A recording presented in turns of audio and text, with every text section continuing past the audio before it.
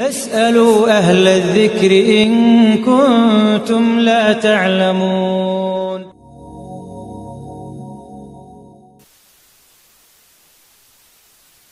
Sebagaimana haul pada tahun sebelumnya, kami memulai tradisi baru di pondok pesantren kita ini, pembacaan manaqib 3 pengasuh. Semoga dengan menyimak, mengenang sejarah beliau, keteladanan beliau, kita mendapatkan tambahan nafahat, asrar, barakat, hasanat dari beliau semua. Beliau adalah pintu kita, wasilah kita kepada Allah Subhanahu wa taala. Bismillahirrahmanirrahim. Yastabshiruna bi ni'matin minallahi wa fadlin wa annallaha la yudhi'u ajral mu'minin. Muqaddimah cinta. Bismillah, dengan zat yang maha indah, serta salawat kepada kekasih terindah junjungan baginda Rasulullah. Alhamdulillah, inilah manaqib sejarah tentang pesantren Salafiyah Syafi'iyah yang memuat 3 bintang berkemilauan berkah, Kiai Samsul Arifin, muassis dan ahlul mujahadah, Kiai As'ad Samsul Arifin, altruis dan pejuang fisabilillah, Kiai Fawaid As'ad Samsul Arifin, organisatoris dan ahlul Quran wal mahabbah. Wa yu'thiruna ala anfusihim walau kana bihim khasasah, dan mereka mengutamakan orang-orang muhajirin atas diri mereka sendiri meskipun mereka juga memerlukan. Tentang kehidupan seorang muslim, catatkanlah dalam sejarah, maka sama dengan menghidupkan kembali dalam jiwa-jiwa manusia. Bila kepada orang alim berziarah, maka sama berziarah kepada baginda. Barang siapa berziarah kepada baginda, maka kelak di hari kiamat syafaat teranugerah baginya. Allahumma berkuntum-kuntum anugerah kepada almarhumin, semoga melimpah ruah. Allahumma tinggikanlah derajat almarhumin dengan derajat yang engkau maha mengetahuinya. Allahumma harumkanlah makbarah almarhumin dengan semerbak wewangian Fatihah. Semoga luapan berkah cahaya nadrah, asrar, rahasia-rahasia dan ilmu-ilmu yang bermakna mengalir tiada henti-hentinya kepada keluarga, keturunan, santri, alumni dan seluruh para pecinta, hingga kelak bersama di bawah naungan bendera La ilaha illallah Muhammadur Rasulullah. Tiada daya dan upaya melainkan karena pertolongan Allah semata. Masya Allah la quwata illa billah. Jazallahu anna wa anil muslimin Syekhana Samsul Arifin wa Syekhana As'ad Samsul Arifin wa Syekhana Ahmad Fawaid As'ad radhiyallahu ta'ala anhum wa jami'a masyaikhina ma hum ahluh. Manaqib cinta Ki Haji Raden Samsul Arifin yang hidup antara tahun 1841 hingga 1951. Pendiri dan pengasuh pertama Pondok Pesantren Salafiyah Syafi'iyah Sukoharjo sejak tahun 1914-1951. Telah lahir cahaya 11 tahun setelah berakhirnya Perang Jawa di bawah komando Pangeran Diponegoro yang lantas melahirkan kebijakan tanam paksa oleh Belanda. Lahirlah Raden Ibrahim dari pasangan kekasih mulia Kiai Ruham dan Nyai Nursari di Desa Lancar, Pamekasan, Madura. Raden Ibrahim remaja ketika beranjak 12 tahun usia diberangkatkanlah menuju pesantren Sidogiri untuk pertama kali melakukan kembara, menyelami sungai ilmu dan berkhidmah sekian lamanya, kemudian melanjutkan rihla cinta, mendayungkan sampan batin menuju pesantren Langitan sebagai salah satu pesantren tertua dan terakhir berlabuh kepada Maha Guru tercinta Syekhona Khalil Bangkalan, Madura. Pijar kepasrahan jiwa Raden Ibrahim semakin bercahaya, ta'zim dan taslim kepada Maha Guru teristimewa. Beliau penuh kesabaran dalam berkhidmah. Pernah suatu ketika seekor kuda Syekhona Khalil yang terpiara lepas dari kandangnya, merusak tanaman-tanaman di rumah seorang pejabat Bangkalan Madura, berbuntut panjang sampai pengadilan segala. Raden Ibrahim dengan ketulusan membela, datang menggantikan Mahaguru untuk diadili dan dipenjara. Seorang murid yang memiliki ketulusan berkhidmah dan Mahaguru yang penuh ridha, keduanya adalah cinta yang berpaut indah dan mesra, membuat beliau berdua dianugerahi karamah, sering salat asar di Mekah dan kembali ke Bangkalan sebelum maghrib tiba, menaiki karocok seludang bunga kelapa dengan syarat tidak boleh menoleh kemana-mana, tetap istiqomah memandang kiblat batin Mahaguru tercinta. Pada pengembaraan selanjutnya setelah Raden Ibrahim pulang sementara ke Pamekasan Madura, beliau kembali lagi ke pesantren Sidogiri untuk kedua kalinya. Selang beberapa tahun, bersamaan dengan Kiai Nawawi, sang putra mahkota, Raden Ibrahim menuju Mekah Al-Mukarramah dengan maksud dan tujuan yang sama. Selama beberapa tahun mengarungi Samudra Cahaya, tatkala musim haji yang membuahkan cinta, Raden Ibrahim dipertemukan dengan Nyai Maimunah, putri Kiai Muhammad Yasin, keluarga dekat sang Mahaguru Syekhona Khalil Bangkalan Madura, yang juga keturunan Syarif Hidayatullah. Maka menikahlah beliau berdua atas nama cinta yang berdasarkan kepada yang maha abadi sang maha cinta, dan mengabadilah cinta keduanya, serta dari beliau berdua lahirlah dua permata yang berkimilau cahaya, Raden As'ad yang dibawa pulang serta ke Kembang Kuning Madura, dan Raden Abdurrahman yang dititipkan kepada Nyai Salhah, sepupu Nyai Maimunah yang bermukim di Mekah, dan kelak beliau menjadi ulama besar serta menduduki Mahkamah Syariah Kubra. Bismillah. Sukorejo awal mula.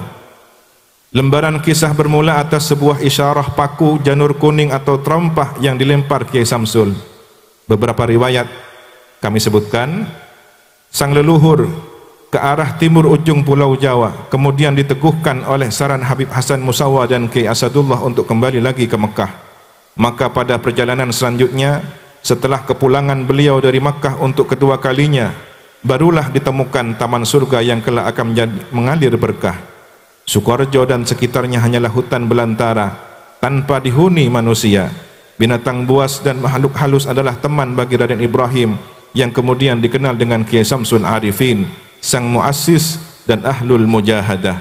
Beliau dianugerahi kelembutan jiwa, bahkan pada saat memindahkan binatang buas dan makhluk halus di sekelilingnya, beliau meminta para penghuni tersebut untuk pindah secara sukarela. Putra Kiai Ruham bertapa, melakukan riyadat dan mujahadat sebelum pesantren didirikan dengan penuh harap dan doa.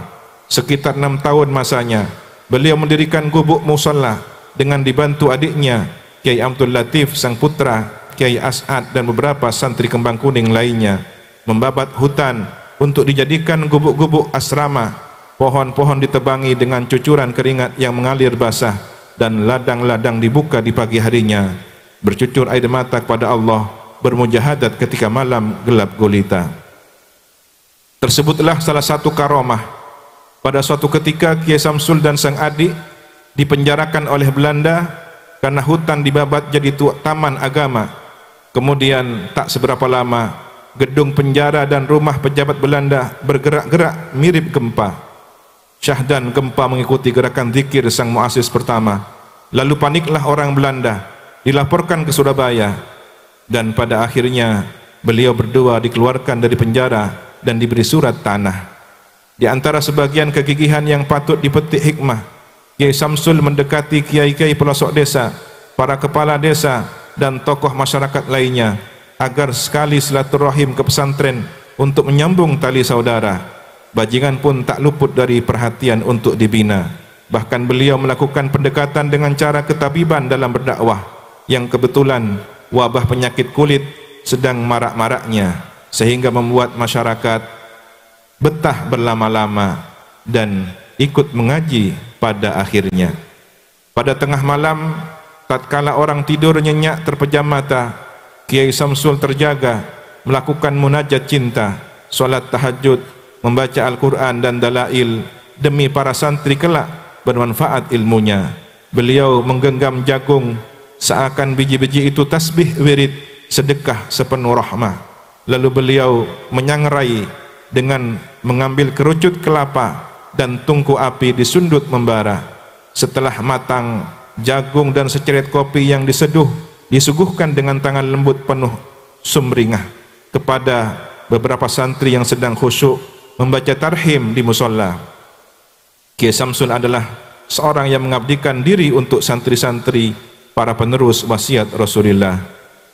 Aqaid Saikat adalah mahakarya hasil riyadhat batin Kiai Samsul dalam menanam ketauhidan pada murid-murid yang diasuh dengan cinta. Yang selanjutnya putra sulung beliau menyempurnakan bait-bait indah dan bernyawa. Kesemuanya terkumpul dalam Asasul Muttaqin, kitab karangan beliau yang luar biasa. Dan di mana-mana telah tumbuh berkembang indah di Taman Sanubari orang-orang yang mencinta umat sang baginda. Bagi para santri yang selalu dalam nadrah sang guru mulia, Aqaid Saikat adalah pusaka sukma yang wajib terpancang kuat dan dijaga dengan seksama, karena kecemburuan batin sang guru akan menetes lara bila mana pusaka lain yang lebih terpelihara, sehingga terkuranglah barokah. Maka pohon besar bernama Sukorjo tidak akan mungkin tumbuh dari tanah berkah tanpa sosok yang istiqomah. Sejatinya istiqomah adalah akar inti kehidupan yang semestinya menjadi teladan penunjang dan penopang jalan para santri dalam berdakwah, sehingga tidak akan tumbang walau angin cukup kencang bertubi-tubi menerpa. Perjamuan cinta Sabtu, sebuah isyarat air mata. 2 hari menjelang perjumpaan cinta, kelurahan pesantren dan keponakan beliau dipanggil untuk menggali pusara. 15 meter dari masjid ke barat jaraknya. Senin, atas kehendak Maha Kuasa, Kiai Samsul kembali ke haribaannya, teriring sebagaimana doa sang baginda atas kewafatan Sayyidina Ibrahim sang putra tercinta. Innal aina tadma' wal qalba yahzan wa la naqulu illa ma yarda rabbuna wa inna bifraika ya Ibrahim lamahzunun. Sesungguhnya kedua mata ini menitikkan air mata dan hati ini bersedih, namun kami tidaklah mengatakan kecuali apa yang diridhoi oleh Rabb kami. Dan sesungguhnya kami dengan perpisahan ini, wahai Ibrahim, pastilah bersedih. Jazallahu anna wa anil muslimin Syekhana Samsul Arifin wa Syekhana As'ad Samsul Arifin wa Syekhana Ahmad Fawaid As'ad wa jami'a masyaikhina radhiyallahu ta'ala anhum ma hum ahluh. Ya ahlad darki ya Samsul Arifin. Syirat ini ditulis oleh Al-Habib Haidarah bin Muhsin Al-Hinduan Al-Husaini rahimahullahu ta'ala. Ya ahlad darki ya Samsul Arifina, antum lil qalbi qutuhu wasyarabu. Wahai pelindung, ya Kiai Samsul Arifin, engkaulah makanan pokok berenergi dan minuman bagi hati. Ajaban idza nazalal kiramu bijadbatin tu'ti simaram ma lahun hisabu. Suatu keajaiban jika datang para tamu yang mulia, seketika terjadi karomah, banyak buah melimpah ruah. La yalfadu qawlan fikum an yafi, inna sahaifa dzikrikum lakitabu. Tiada banyak kata yang terucap kecuali sekadarnya saja, hanya lembaran-lembaran Al-Quran yang menjadi zikirnya. Wan naru in tasma'u halan ankumu fahyal khamidatu wal lahibu sarabu. Bila dengan mendengar namanya kebakaran berpaling seketika, kobaran api yang menyala-nyala hanyalah fata morgana. Ashku ilaikum walastu ufsi khafiyan ankum fa antum lil anami mihrabu. Aku menghibah padamu, tidak akan ada rahasia yang kuungkapkan, engkau bagi umat manusia adalah renung kedamaian. Kul ahibba Allahi innana fil hima hadha himakum raudatun wa hijabu. Katakanlah wahai kekasih Allah, bahwasanya kami dalam perlindungan, inilah perlindunganmu berupa taman dan tabir penjagaan. Allahu kafin wal inayatu takfini wal amru fi khatmin ilahi ma'abu. Allah lah yang maha mencukupi dan pertolongannya telah menolong kami, serta segala urusan pada akhirnya hanya kepadanya kembali. Manakib cinta Kiai Haji Raden As'ad Syamsul Arifin. Hidup sejak 1897 hingga wafat 1990. Pendiri dan pengasuh kedua Pondok Pesantren Salafiyah Syafi'iyah Sukoharjo sejak 1951 hingga 1990. Yang terlahir bahagia. Syi'ib Ali, sebuah perkampungan dekat Masjidil Haram Mekah. Lahirlah bayi laki-laki berdarah Madura dari pasangan Raden Ibrahim dan Siti Maimunah dengan pelukan hangat penuh bahagia. Raden Ibrahim membawa lari menuju Ka'bah. Di sisi pelataran Baitullah, bayi laki-laki diazani dan diberi nama As'ad yang berarti sangat bahagia. Ketika 6 tahun usia, Kiai As'ad dibawa pulang ke Madura. Kurang lebih 6 tahun masa berada di Kembang Kuning, kampung halaman ayahanda. Sesekali beliau bermain-main mengunjungi pesantren Guluk-Guluk An-Nuqayah dan mengalirlah nadrah Kiai Ilyas Syarqawi sang pandita. Keberkahan Kiai Muhammad Jazuli Tengkina juga mengalir deras memenuhi cawan jiwa beliau dalam makrifat dan akidah. Mendapatkan air ludah berkah ketika terjangkit penyakit yang beliau derita sampai sembuh seperti sedia kala. Bahkan Kiai Jazuli dapat berjalan dengan cepatnya sementara beliau yang masih muda terengah-engah tak bisa mengejarnya.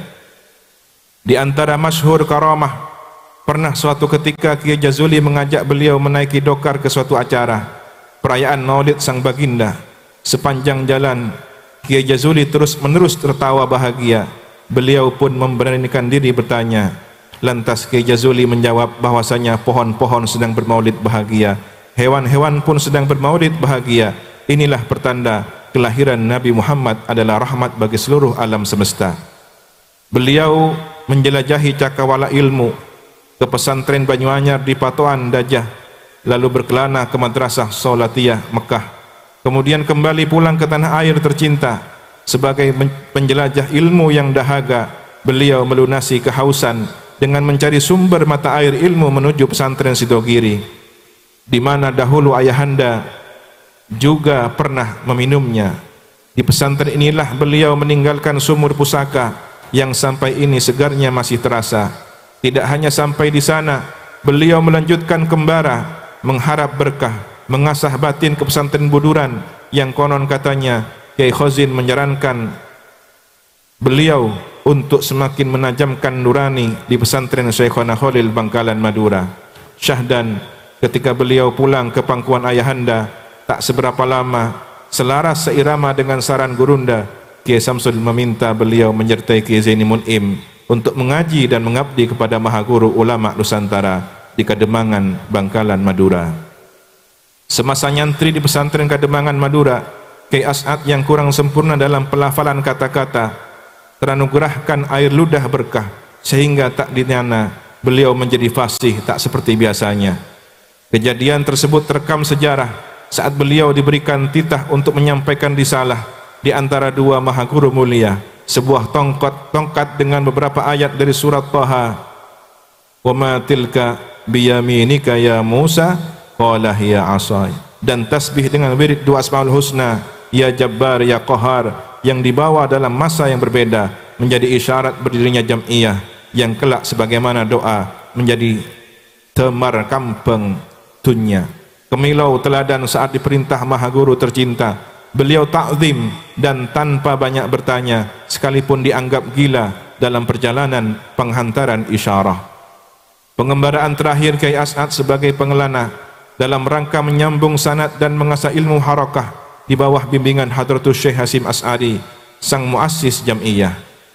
Pada masa remaja, tatkala sang ayahanda kembali lagi ke Mekah, Kiai As'ad berkembara untuk berdagang dan mencari tanah di ujung timur Pulau Jawa sebagai ganti tanah yang diminta oleh pemerintah. Berbekal surat sakti dari layar ke Pulau Jawa dengan membawa barang dagangan, tali dan tikar berupa-rupa. Syahdan sesampainya di Pulau Jawa, beliau ditemui seorang Habib bermarga Al-Musawwa dan berpesan untuk menyampaikan salam isyarah kepada sang ayahanda sambil menunjuk ke arah di mana matahari terbit dengan cerahnya. Beliau pun dengan penuh tanda tanya melanjutkan perjalanan dengan beberapa barang dagangan yang dibawa. Sesampainya di sebuah desa, beliau ditemui seorang petinggi desa berbekal surat sakti, tanda hak mencari penukar tanah. Beliau ditawari tanah yang masih berupa rimba tak terjamah. Tidak langsung menerima, beliau menimang-nimang. Sesuai isyarah petunjuk arah, beliau pun membakar semak belukar, menebang pepohonan dan memberi penanda. Hal tersebut berakibat ancaman penjara dengan tuduhan mencuri kayu dan merusak jenggala. Meski selamat pada akhirnya dengan ridha Allah dan surat sakti sebagai bukti bahwa beliau memang tidak bersalah. Alhamdulillah, isyarah bercahaya. Setelah kepulangan Kiai Samsul Arifin dari tanah suci Mekah, dibersamai salam isyarah dari Habib Musawwa, Kiai Samsul bersama putra mahkota mengembara bersama menemukan hamparan tanah berkah. Setiba di Pulau Jawa, Kiai Samsul sowan kembali ke sebuah pesantren di Kesambi Rampak yang tak lain adalah rumah mertua, karena sebelumnya sang kiai meminta Kiai Samsul untuk menikahi putrinya pada saat pengembaraan yang pertama. Selanjutnya Kiai Samsul menuju rumah seorang penghulu, Kiai Nahrawi, dan bertemulah kembali dengan Habib Musawwa dan Kiai Asadullah. Keduanya pun menyarankan dan menghantar Kiai Samsul menemui Kiai Abdul Alim sang pertapa Syahdan, sesuai dengan isyarah sang guru di Mekah yang menuturkan suatu ketika akan bertemu seorang pertapa di sebuah gua atau di bawah cikar dalam versi riwayat lainnya, dan itu pertanda saatnya mendirikan taman-taman surga, pondok pesantren yang kita cinta. Perjalanan ke arah timur selanjutnya, 2 ekor macan putih menghadang dengan auman sangarnya beserta gangguan lain, namun mampu dihadapi bersama. Tak selang beberapa lama, di sebuah mata air tengah hutan belantara, tanah berkah yang bertahun-tahun didamba, ditancapkanlah sebuah tongkat yang ternyata tak jauh dari penanda sebelumnya yang dibuat Kiai As'ad sebelumnya. Maka isyarah telah berpijar cahaya, Sukorejo tanah berkah. Kiai As'ad juga dikenal pejuang di jalan Allah. Dalam prinsip perjuangannya saat masa mempertahankan kemerdekaan Indonesia, berperang jangan hanya berniat membela negara, tapi juga membela agama. Sang komandan Sabilillah mimpin perang gerilya dengan taktik terkenalnya meke kelemar ainga setak lekoah, menangkap wadir tanpa mengeruhkan airnya. Bromo corah orang-orang dengan masa kelam sebelumnya, bajingan perampok pencuri diajak Kiai As'ad kembali pada jalan Allah.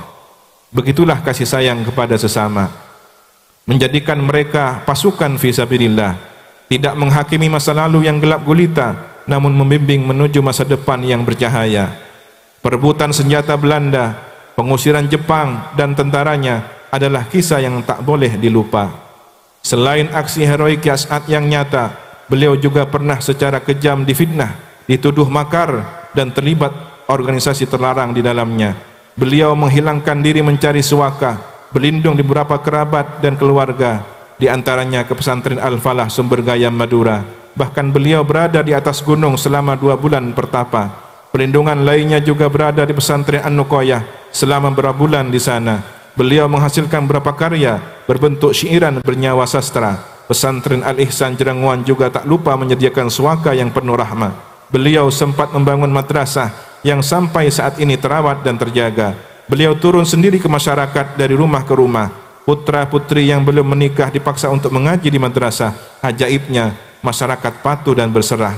Sekalipun antara masyarakat dan beliau sama-sama tiada saling mengenal satu dengan lainnya. Selama masa penyelamatan diri, mencari suaka dari satu tempat ke tempat lainnya, dari satu keluarga ke keluarga lainnya, pesantren Sukorejo yang terancam keberadaannya, dan Laskar Sabilillah yang semakin melemah, akhirnya terkirim saran dari Kiai Wahid Hasim atas nama pengurus PBNU dan Menteri Agama, dan atas bujukan Kiai Muhammad Toha, beliau rela menyerahkan diri dan dipenjara. Tidak hanya itu, bahkan beliau tidak bisa membersamai sang ayahanda tatkala melepas nafas cinta untuk terakhir kalinya. Begitulah badai topan menguji kekuatan batang pohon besar yang akarnya telah bercengkeram tanah dengan kuatnya. Sebagaimana sanad yang mesti dijaga ketika menjadi pengasuh kedua, menurut beliau, tauhidlah yang seharusnya pertama kali tertanam dalam hati manusia.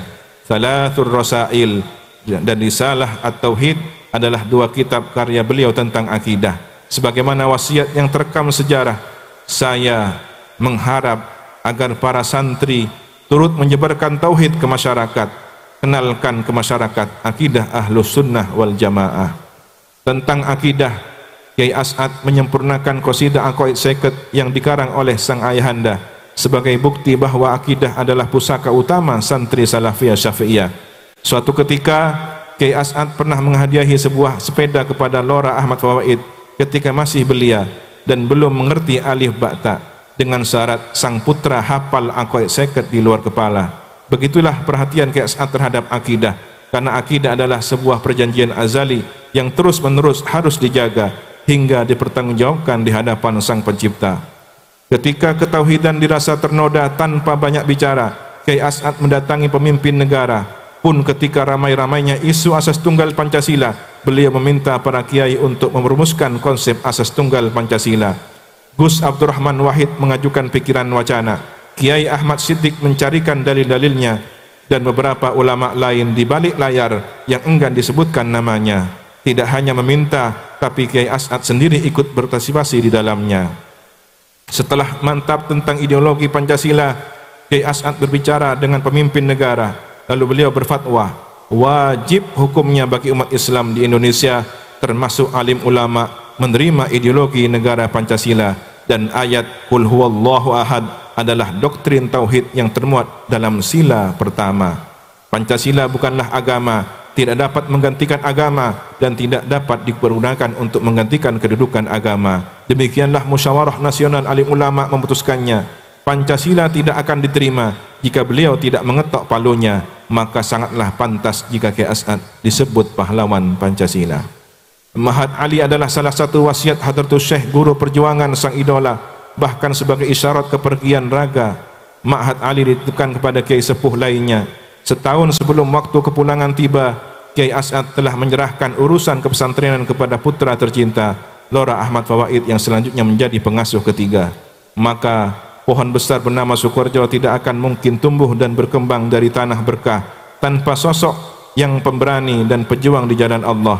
Sejatinya berani berjuang di jalan Allah adalah batang jalur kehidupan yang semestinya menjadi teladan para santri dalam berdakwah, sehingga asupan nutrisi keberanian dan perjuangan tetap lancar mengalir tiada hentinya, sebagaimana pesan beliau, mun takok cek norok, mun norok cek takok. Kalau ikut jangan takut, kalau takut jangan ikut. Perjamuan cinta Sabtu menjadi petikan wahyu yang merekam perjumpaan cinta kehadirat Allah yang Maha Cinta. Tak ada yang berani menalkin sang waliullah. Seorang dari putri beliau pada akhirnya berbisik lafadzul jalalah di dekat telinga. Kiai As'ad tidak hanya menjadi pahlawan bagi santri-santri yang senantiasa dalam nadrah, tetapi pahlawan bagi bangsa dan negara. Al-Fatihah terhatur kepada gurunda mulia, sang mujahid agung, pejuang agama dan patriot bangsa, pahlawan nasional Indonesia.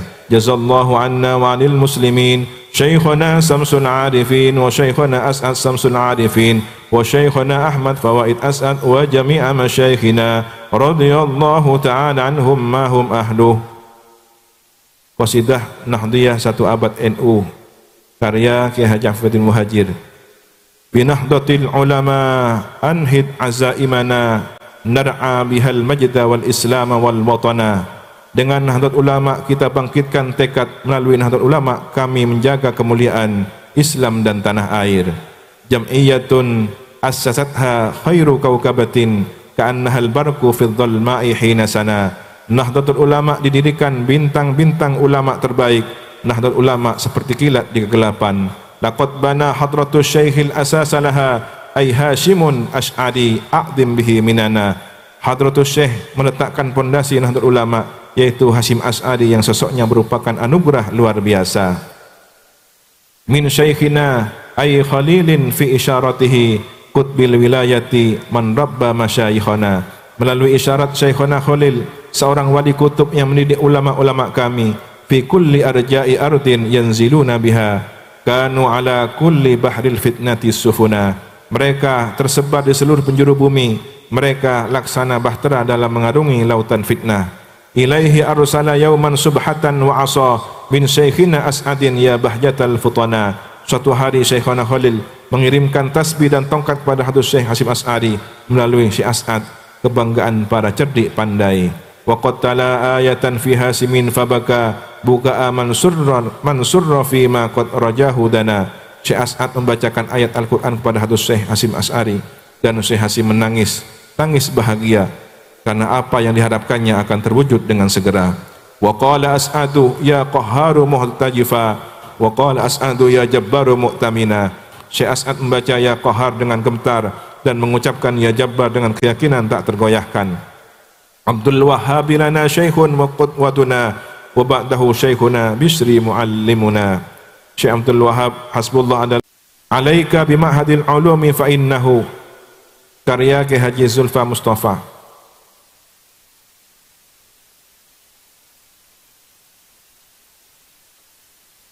Alaika bi ma'hadil ulumi fa innahu yunalu bihil khairu wa yajma' mahasina. Hendaknya ada semua tetaplah di pesantren, karena kebaikan didapatkan dan diajarkan segala kebaikan. Fatarhal akhul ilmi muzilan li jahlika wa mal ilmu mawjudun hunaka wa hahuna. Wahai ahli ilmu, Anda boleh pergi mencari ilmu untuk menghilangkan kebodohan, sebab ilmu bisa Anda dapatkan di sana dan di sini. Wa ma kullu ma'hadin alayya jalilatun Sukorjo mamduhun wa As'ad amiduna.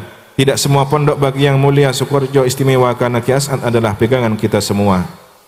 Fama a'zamul fadla bita'mi Pancasila asasan linahdina hafidhan libaldina. Karena luar biasa Ki As'ad yang telah berjuang menjadikan Pancasila dijadikan sebagai asas ulama dan penjaga negara kita. Kemudian karya Usharil Abdul Jalil, ya Syekhona Kiai As'ad zawwatana zadal ma'ad, dan seterusnya sebagaimana tadi sudah dibacakan oleh para munsyidin. Manaqib cinta Kiai Haji Raden Ahmad Fawaid As'ad 1968-2012. Pengasuh ketiga Pondok Pesantren Salafiyah Safiyah Sukoharjo 1990-2012. Kelahiran yang didamba. Di antara munajat doa yang terekam sejarah, Kiai As'ad memohon untuk dianugerahi seorang putra, dan Allah adalah Maha Pengabul doa. Sebagaimana anugerah Allah yang diberikan kepada Nabi Ibrahim dan Siti Sarah, serta kepada Nabi Zakaria dan istrinya, Kiai As'ad dan istri tercinta yang dalam usia senja, setelah sabar dalam penantian dan tak seberapa lama, lahirlah yang didamba-damba, disambut syukur sukacita. Kiai Ahmad Fawaid, putra bungsu Kiai As'ad dan Nyai Zubaidah, yang dalam usia begitu muda telah dianugerahi amanah menjadi pengasuh ketiga. Ketika beliau memimpin, banyak yang ragu dan bertanya-tanya, namun beliau jawab dengan berbagai kiprah luar biasa, menorehkan berbagai perjuangan dan sejarah yang beliau tempuh dengan segala resiko bahaya. Terbukti kelak Kiai Ahmad Fawaid bermandikan cahaya. Semasa Kiai Fawaid masih belia, tiada perlakuan manja dari sang ayahanda. Beliau dibiarkan bermain, tidur, makan dan minum bersama santri-santri kecil lainnya. Namun di balik itu semua, Kiai As'ad senantiasa mendoakan beliau untuk menjadi penerus selanjutnya. Terbukti seringkali Kiai As'ad mendatangi dan mengelus kepala beliau pada saat tertidur di asrama. Kiai Fawaid belajar mengajar Al-Quran kepada kakak perempuan tertua dan kepada kakak ipar tentang dasar-dasar agama. Di saat seperti itulah beliau sadar bahwa Kiai As'ad sering menguping di luar dan dekat jaraknya. Karenanya beliau bersungguh-sungguh dalam belajar semata demi untuk membanggakan dan membahagiakan sang ayahanda dan ibunda. Ketika remaja dan beranjak dewasa, Kiai Fawaid berguru secara tidak langsung kepada sang ayahanda dengan memperhatikan secara seksama bagaimana ketika Kiai As'ad menyambut tamu-tamu penting dan utama, bagaimana pengalaman memimpin pembangunan madrasah dan urusan kepesantrenan lainnya. Beliau ditempa dengan langsung melihat dan mengalami setiap kegiatan dan acara, tidak sekedar kata, tapi langkah-langkah yang nyata. Pohon yang semakin mekar dan berkah. Dalam menjaga sanad para leluhur yang mulia, Kiai Fawaid berpesan, genggamlah erat Ahlus Sunnah wal Jamaah, jangan berbuat yang menjauhkan diri dari tanah yang penuh berkah. Kecintaan beliau kepada ajaran pusaka terkokohkan dalam 3 pilar azimat: Al-Quran, Kitab Kuning, dan Akhlakul Karimah. Adalah tradisi sekaligus nilai-nilai unggulan pesantren Salafiyah Syafi'iyah. Di antara kecemerlangan pemikiran yang menjadi tonggak sejarah, Kiai Fawaid mengajarkan persaudaraan kemanusiaan dalam renung batiniyah. Santri-santri yang serupa benang-benang sutra dipintal menjadi keindahan kain organisasi Nusantara. Iksas namanya. Bahkan tidak hanya ketika nyantri semata, alumni pun diminta bernaung di dalamnya. Iksas adalah organisasi santri dan alumni satu-satunya. Selain Iksas, Hall Majmu' merupakan titipan ikatan rohani yang semestinya dijaga. Ibarat lampu diesel, Pondok Sukorjo merupakan mesinnya, sedangkan para santri merupakan lampu-lampu yang menerangi masyarakat dari kegelapan. Karena itu, lampu-lampu harus nyambung dengan mesinnya. Istighatsah Jumat Manis adalah mahakarya peninggalan Kiai Fawaid yang sangat terasa kesejukan berkahnya. Karena pada seluruh rangkaian munajat pinta dan doa, sejatinya hadirin semua diajak sowan kepada hadrah rohani para aulia, serta nyabis rindu kepada hadrah cinta baginda, sang kekasih seluruh umat manusia. Dan acara istighatsah Jumat Manis dituan rumahi langsung oleh para almarhumin yang juga para kekasih Allah. Serupa wasiat ayahanda, Kiai Fawaid pun menitipkan Nahdlatul Ulama, karena Nahdlatul Ulama adalah jalan perjuangan Islam Ahlus Sunnah Jamaah, dan wasiat para guru yang mulia. Jangan mencari penghidupan di Nahdlatul Ulama, namun hidupkanlah Nahdlatul Ulama. Ingatlah bagaimana melasnya Kiai As'ad ikut mendirikan Nahdlatul Ulama. Ucapnya suatu ketika, salah satu jalan perjuangan yang ditempuh Kiai Fawaid adalah jalan politik cinta. Beliau berpolitik dengan mengedepankan akhlakul karimah, bukan menghalalkan segala cara dengan membabi buta. Dada beliau yang seluas samudra mampu menampung jutaan sampah-sampah yang sekali menusuk-nusuk jantung dengan tajamnya, menakik-nakik hati dengan dalamnya. Namun itu semua beliau tetap tersenyum penuh cinta. Bagi beliau, politik adalah jalan niscaya dalam hubungan negara dan agama. Politik memperjuangkan agama, bukan menjual agama. Dan tentunya perjuangan akhirat menjadi tujuan utama. Politik akan mulia jika dipegang oleh orang-orang yang mulia. Beliau adalah politisi yang tidak pernah menikmati hasil politiknya. Itu semua demi kesejahteraan masyarakat dan umat semata. Sebagaimana para leluhur lazimnya, Kiai Fawaid memberikan isyarat air mata akan perjumpaan cinta. 2 tahun menjelang masa kemangkatan tiba, tim kepenulisan sejarah kehidupan beliau mendapatkan tugas mengumpulkan bahan-bahan biografi yang ada dan baru boleh ditulis dan diterbitkan kelak setelah beliau tiada. Sebulan sebelum menunaikan janjinya dalam perjalanan ibadah ke tanah suci Mekah, di kampung Rusaifah, tempat sang maha guru mulia Sayyid Ahmad Al-Maliki, dzurriyyah Rasulullah, Kiai Fawaid dengan wajah pucat pasi namun bercahaya, beliau berkata, "Engkau abelia ka pangeran," dengan wajah tertengadah. Maka pohon besar bernama Sukorjo tidak akan mungkin tumbuh berkembang dan semakin mekar merindang dari tanah berkah tanpa sosok yang penyabar dan penuh cinta. Sejatinya bersabar dan penuh cinta adalah daun penyejuk kehidupan yang semestinya menjadi peneduh jalan para santri dalam berdakwah, sehingga oksigen keberkahan senantiasa memberikan manfaat kepada khalayak manusia. Perjamuan cinta. Jumat pun tiba, gerimis di mana-mana. Tanah basah tidak hanya karena air yang turun dari langit semata, tetapi juga air mata yang jatuh dari kelopak mata, menggenangi jiwa-jiwa orang yang sangat mencinta dan orang-orang yang seakan tak pernah menyangka akan perjumpaan cinta yang begitu cepat dan segera. Kiai Fawaid pun menguluk salam dengan bahasa senyum nan indah dan memenuhi janji seperti lirik yang ditulis dalam lagu ciptaan berjudul Azza wa Jalla. Siapa yang merindukan, insya-Allah berjumpa. Siapa yang mencintai, insya-Allah bersama yang dicinta. Tiada kebahagiaan melebihi segalanya bagi seorang hamba Allah saat jumpa dengan Tuhannya di hadirat Allah Azza wa Jalla. Jazallahu anna wa anil muslimin Syekhana Samsul Arifin wa Syekhana As'ad Samsul Arifin wa Syekhana Ahmad Fawaid As'ad wa jami'a masyayikhina radhiyallahu ta'ala anhum ma hum ahluh. Asy-Syaikh Ahmad Fawaid man yuhadzibuna fakana khalfan li Syaikh As'adin hasana. Beliau adalah Kiai Ahmad Fawaid yang pendidik dan penerus Kiai As'ad.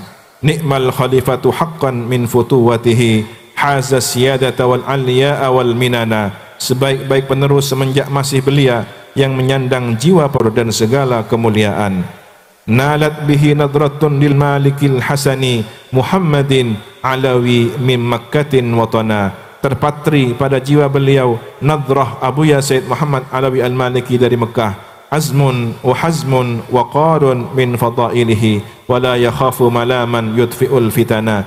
tegas menegakkan keadilan, keteguhan hati dan kewibawaan adalah perangai beliau, tak peduli cercaan, dan beliau peredup gejolak fitnah.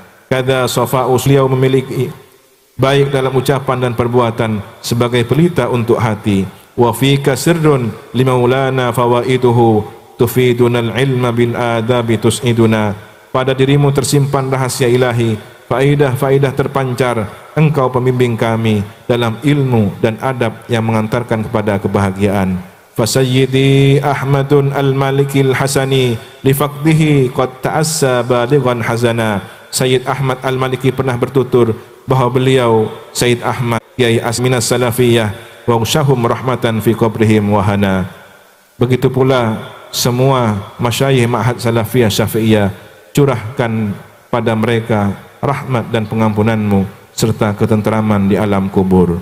Thumma salatu alal hadi wa itratihi wassahbi man atqanul qur'ana was sunana. Salawat salam kami persembahkan pada sang pengemban hidayah Rasulullah sallallahu alaihi wasallam beserta keluarga dan sahabat mereka para penekun Al-Qur'an dan As-Sunnah.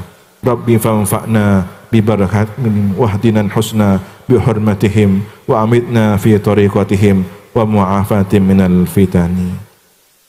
Demikian pembacaan manaqib cinta tiga pengasuh. Semoga mengalir keberkahan kepada kita semua, keluarga kita, dzurriyyah kita, para santri dan seluruhnya